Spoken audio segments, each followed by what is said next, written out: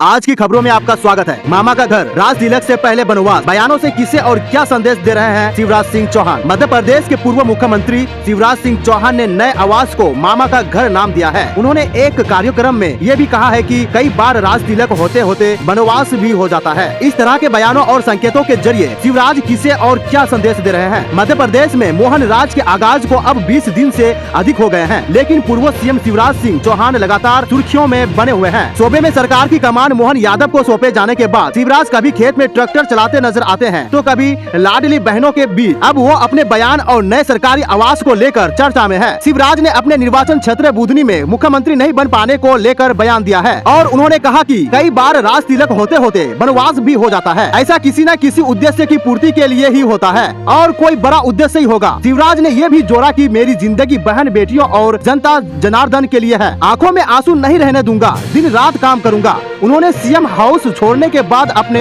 आवास का पता भी बताया और ये भी कहा कि उसका नाम रख दिया है मामा का घर। शिवराज के इस सामान्य से दिखने वाले बयान के अपने निहितार्थ है। इसमें कसक है तो भविष्य की उम्मीद भी, जन सेवा का संकल्प है तो मामा वाली इमेज को सहजने का रोड मैप भी। शिवराज कभी मध्य प्रदेश छोड़कर कहीं नहीं जाने की बात कर रहे हैं तो अब राज तिलक से पहले वनवास बड़ा उद्देश्य की बात कर रहे हैं। सवाल उठ रहे हैं कि शिवराज के मन में क्या है। उनके बयान और आवास का नाम किस बात का संकेत है और बात किस बड़े उद्देश्य की बात कर रहे हैं शिवराज। दरअसल राज तिलक से पहले वनवास का प्रसंग भगवान राम से ही जुड़ा है। अयोध्या में भव्य मंदिर तैयार हो रहा है और 22 जनवरी को राम लाला की प्राण प्रतिष्ठा होनी है। वनवास के बाद राम लौटे और उनका राज तिलक भी हुआ। राम ने अश्वमेध यज्ञ भी किया और बड़े छोटे राजाओं ने उनकी प्रभु सत्ता स्वीकार भी की। और ये भी सुने, राज तिलक होते होते कई बार वनवास भी हो जाता है। शिवराज सिंह चौहान का छलका दर्द, बंगले का नाम रखा मामा का घर। शिवराज वनवास के पीछे बड़ा उद्देश्य देख रहे हैं तो उनकी नजर मध्य प्रदेश की सत्ता पर है या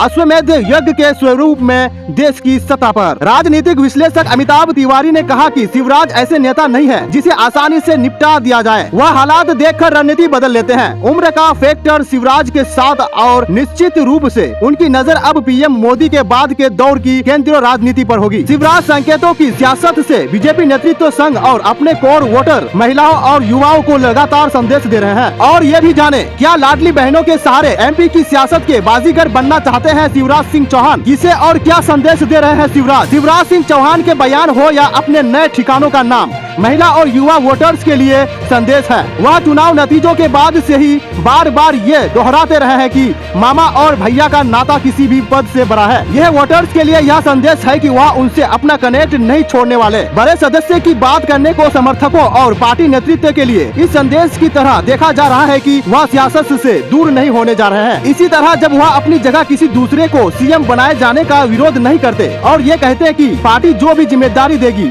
उसे निभाएंगे, तो ये पार्टी के साथ ही आरएसएस के लिए भी संदेश बताया जा रहा है। So please subscribe this channel.